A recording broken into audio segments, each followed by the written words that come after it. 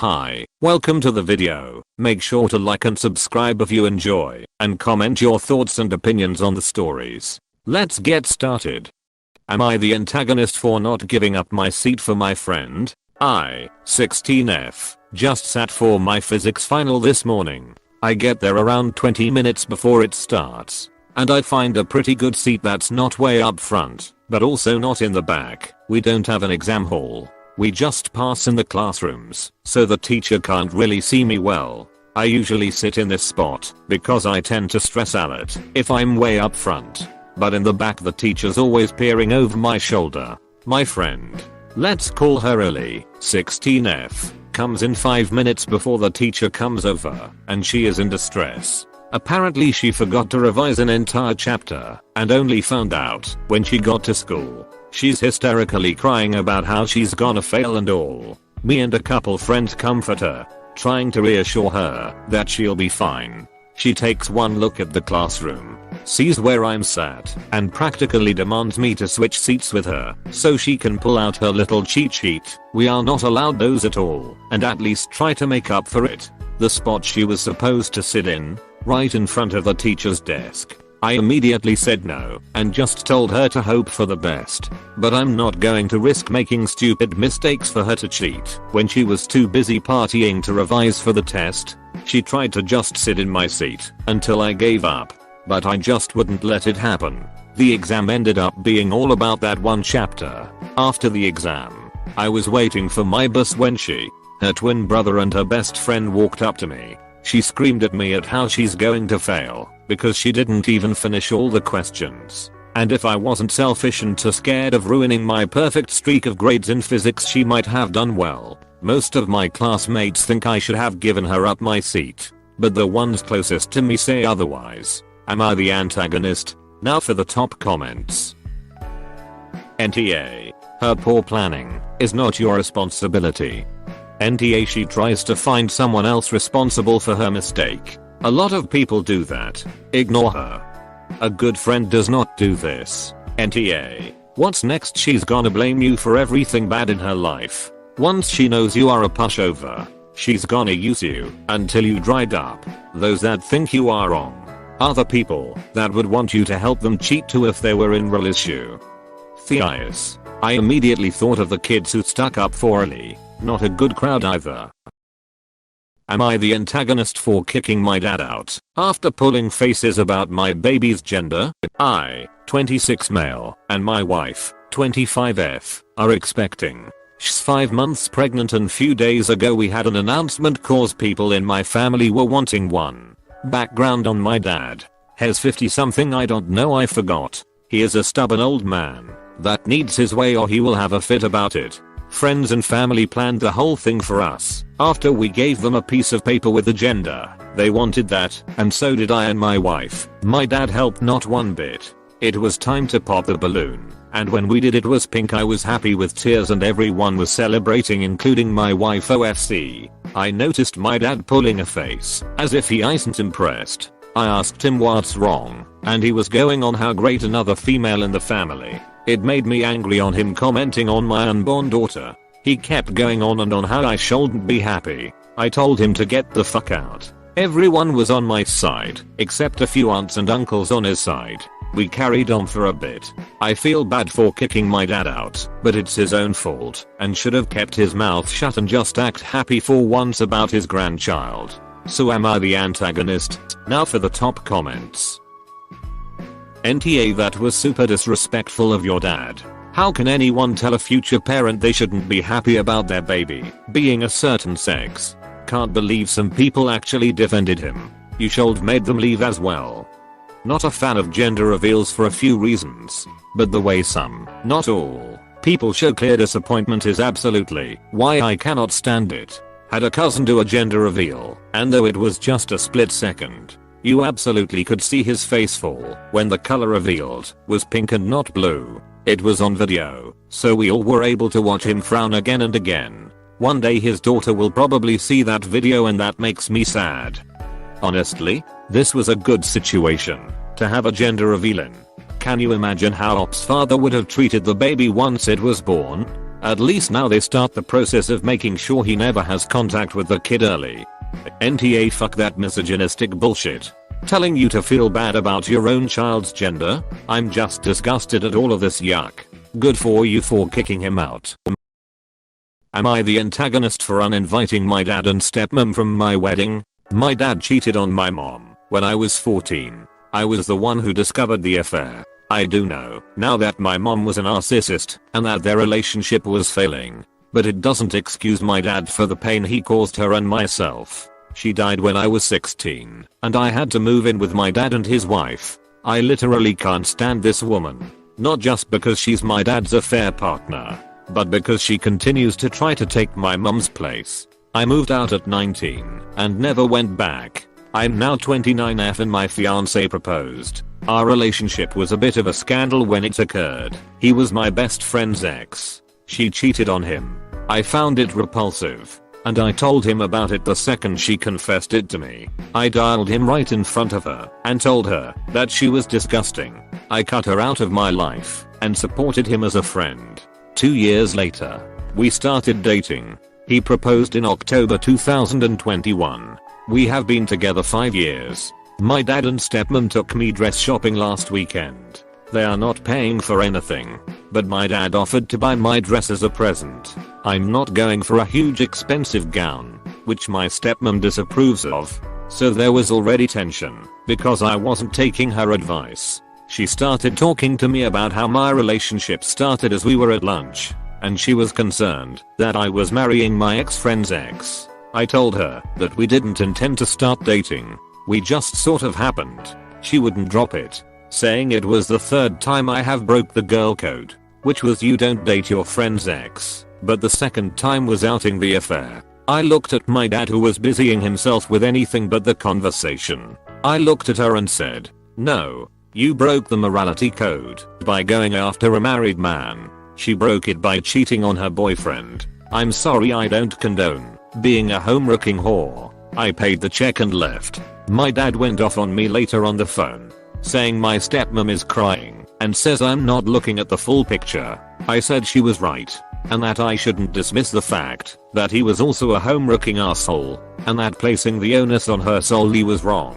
I Venmoed him the money for my dress and uninvited them both to the wedding, telling them that maybe it wasn't the best place for homewreckers. Now, half of his side of the family is threatening not to go. I'm a bit hurt, but the ones that matter to me are still planning on attending and have expressed support, including my grandma. My dad is blowing up my phone begging to meet and talk it out. My fiance said, however, that maybe I shouldn't be so harsh as it's been 15 years and they are still together.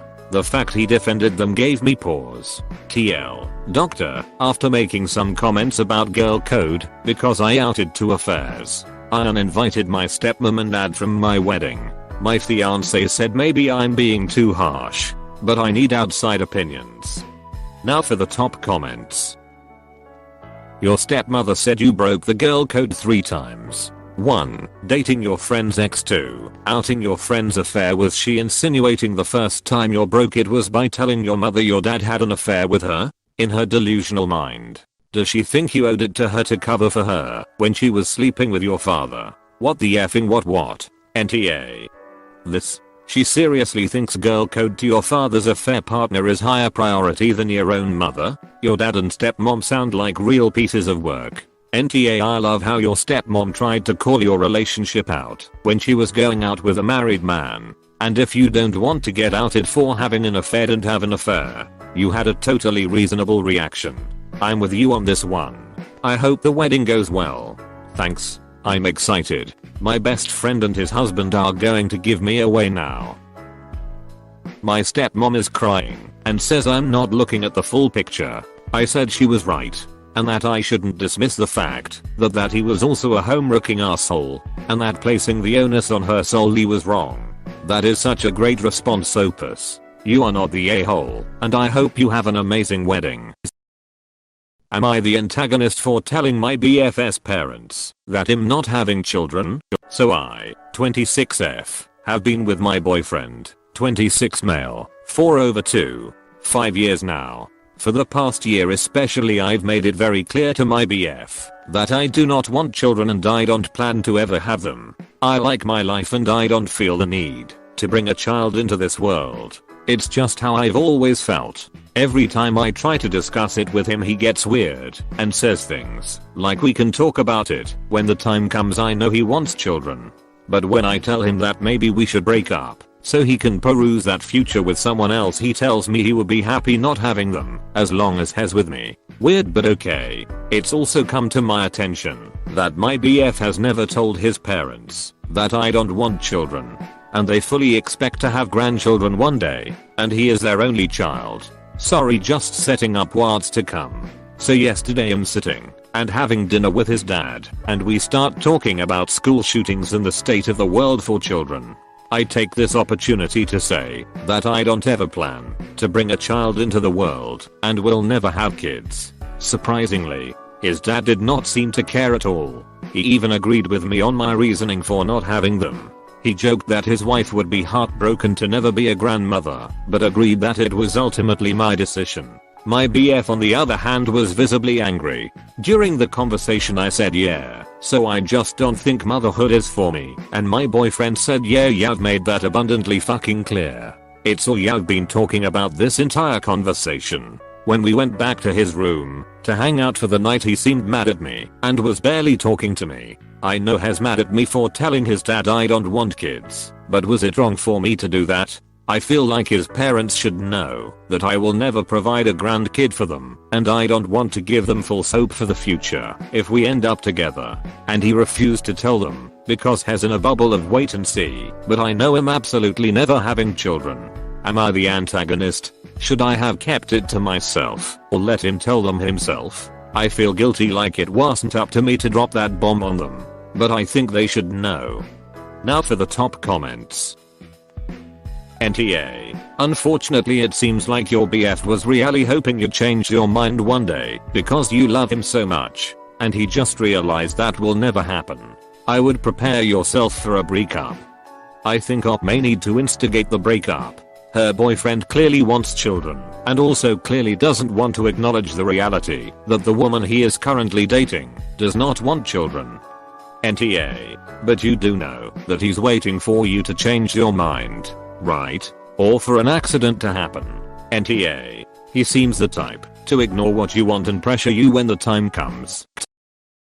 Am I the antagonist for correcting someone at dinner? I went on a double date with my sister, Jamie, 24, and her new boyfriend, Paul, 25ish. We went to an Italian place. Paul goes on about how the word is for red in Italian marinara, and the word for white is Alfredo. So that's how he remembers the source names. I told Paul I took Italian in high school, and it's Rosso and Bianco. It even says so on the wine menu. Paul started yelling at me and calling me wrong. Those are the names for wines, not colors. My husband showed him on Google the translation for red and white. Paul told my sister he was leaving and called us stupid assholes and how wrong we were. Paul and my sister left without paying their bill or even getting some food. When we asked the server he said the drinks are no problem and not to worry about it. My sister texted me later and said, why do I think I always have to be right, and I embarrassed Paul, and it was immature of my husband. She said we didn't have to argue with him over something so silly. She called my husband and I bullied him. She told me that I don't have to say to people when they are wrong and embarrass them in public like that. Now for the top comments. NTA. And I hope your sister gets past her defensiveness and recognizes this as a preview of how disagreements with Paul could fare in her future. Exactly. The sister should be seeing this as a bullet dodged, if she has any sense. A man who cannot handle being politely told he is mistaken without lashing out and storming out is not a safe man. NTA. Your sister should be taking Paul's reaction as a huge marinara flag. NTA. Paul sound insecure and self-centered. He had no problem teaching you, but when you do suddenly you are immature. NTA. It is considered mature to be able to accept when you are wrong with grace and dignity. He is not that. Am I the antagonist for telling my uncle that his lies will be found out sooner or later? My uncle has been married twice. First marriage was my Aunt Lay.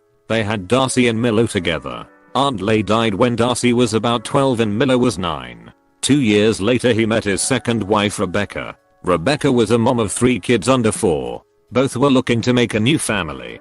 Darcy and Milo weren't happy with so much change in their lives. Darcy had been pretty vocal about not being ready for her dad to get married again, and she was especially vocal about not wanting a thing to do with Rebecca's kids. She told everyone who would listen she wasn't going to pretend she loved them, or that they were her little siblings. It was such a sore spot between them. Then Darcy died about a year into my uncle's marriage. Her death brought a lot of tension with it. My uncle and Rebecca went into making up stories about how Darcy had loved her little siblings, Rebecca's kids. He told us all that they never needed to know that the day she died she had told him she wished they weren't part of her life. All this led to Milo speaking up and saying he was wrong, and that my uncle could not make them love Rebecca's kids. In time Milo cut my uncle and his family off. I think he only speaks to me and one other mutual relative. That's it. He's now happily married and a dad, but has no desire to reconnect. My uncle still tells his now adoptive kids about Darcy and how much she loved them. The lies have grown. They ask about Milo, and he tells them Milo is just hurting without his sister, and that when they are older they can all have a relationship again. They believe everything he tells them, even now that they are all older teens young adults. My uncle learned through someone, but I'm not sure who, that I have kept in touch with Milo. He wanted me to help him get in touch, and I said no. He told me they need to talk before one of the kids reaches out to him. I told him that his lies are going to come out sooner or later and maybe he should consider putting an end to it all now. He told me it wasn't my place to threaten him. I said it's not a threat, but sooner or later lies always get found out. Some of my family think I should have just walked away. Am I the antagonist? Now for the top comments. NTA, it's not your place either to give him Milo's contact and you didn't lie or threat telling his children. This. If Milo said it was okay then fine. If not, nope. The most you can do is tell Milo he asked, not the a-hole. NTA, your uncle doesn't even seem to care that she's gone, and his son has cut him off. He just cares about replacing them with his adopted kids. NTA, never give Milo's details to this detestable man. I'd wager that's the reason Milo still keeps in touch with Op. Milo knows they won't share his details. Info, how did Darcy die? It seems kind of weird that she just died a year into the marriage, but it was skirted over in the post. It feels like an important piece of information.